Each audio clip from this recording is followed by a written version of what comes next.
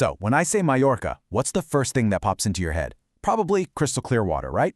Golden sunsets? For sure. But what if I told you that beyond that perfect postcard image, there's something deeper, the island's living soul? And that's exactly what we're going to explore today. Look, we all know the beaches. They're famous for a reason, absolutely stunning. But the island also has this incredibly profound cultural heart. To really truly get Mallorca, you have to look past the sand and connect with the customs that have been shaping its identity for centuries. The best way to think about this is to picture a huge, vibrant, living tapestry. And no, we're not talking about some dusty old relic in a museum. This is the island's real heartbeat, something you can feel in its festivals, its music, its food, and its crafts. And that's what's so important to understand here. These traditions aren't some performance staged for visitors. They're the real deal. They're a genuine expression of community, of identity, and of pure joy for the people who call this island home. It's an invitation to actually belong, not just to watch from the sidelines. So first up, let's dive into how this soul truly comes alive in the island's incredible festivals. The entire calendar is pretty much defined by this amazing rhythm of fire and faith. And this is where you really feel the incredible emotional range of Mallorcan culture. I mean, it swings wildly from these fiery, communal, almost chaotic festivals to these moments of profound, sacred stillness. It's an amazing contrast. Okay, the fire festivals, they are truly something else. In January, for Sant Antoni, the dark winter night just erupts with these roaring bonfires. They're called foguerons, and you've got devils, the demonis, literally dancing through the streets. Then you jump to June, and Sant Joan kicks off summer with fire runs, where masked demons charge through the crowds with fireworks.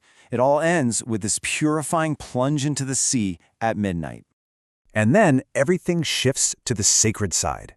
On Christmas Eve, the churches fall completely silent for the chant de la Sibil. Just picture it, a lone figure holding a sword singing a medieval prophecy. The sound is absolutely haunting. It's so unique and so ancient, it's actually been declared a UNESCO Intangible Cultural Heritage of Humanity. The next thread we're going to pull on in this amazing tapestry is just as captivating. It's the story of Mallorca, but told through its traditional dance and music. Imagine a living myth playing out right in a village square. That's pretty much the Ball dels Cossiers. It's this ancient rite that evolved into a dance, where you have 6 dancers in these super bright costumes protecting a lady from a relentless, mischievous devil. It's this beautiful, symbolic story of good winning out over evil. But Majorcan dance is also all about community.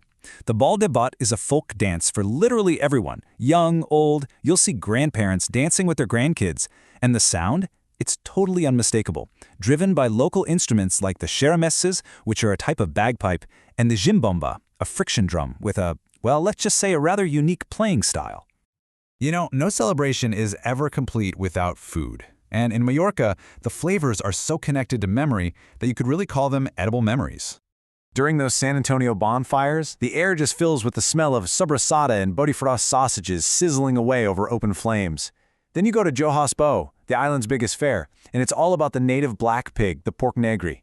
You see, food here isn't just fuel, it's a critical part of the ritual itself.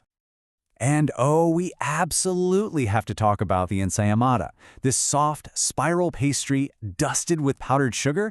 It's so much more than a breakfast food. It is the sweet symbol of the island. You'll find it at just about every family gathering, every celebration.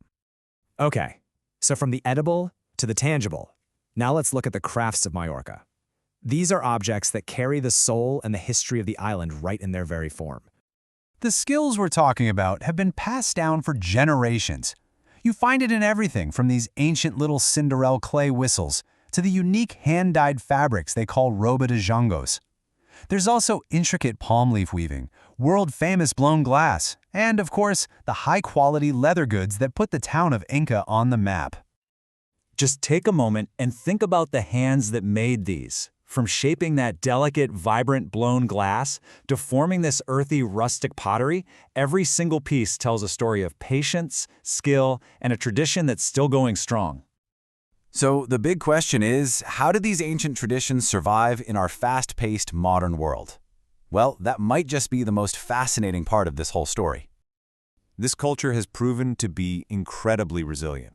I mean, after a period of suppression in the mid-20th century, the 80s and 90s saw this powerful revival. And today, younger generations aren't just taking part, they're the ones adapting these traditions, blending them with modern life, and sharing them with the whole world on social media. And this just goes to show you that Mallorcan heritage isn't some fragile thing that needs to be preserved under glass. No way. It is alive. It breathes, it adapts, and it grows right alongside the community that keeps it going. So, when you get right down to it, discovering Mallorca's soul isn't a spectator sport. It's really an open invitation, not just to see the fire or hear the music, but to actually taste the smoky sobrassada, to join hands in the dance, to truly become part of this incredible, living tapestry. So the real question is, are you in?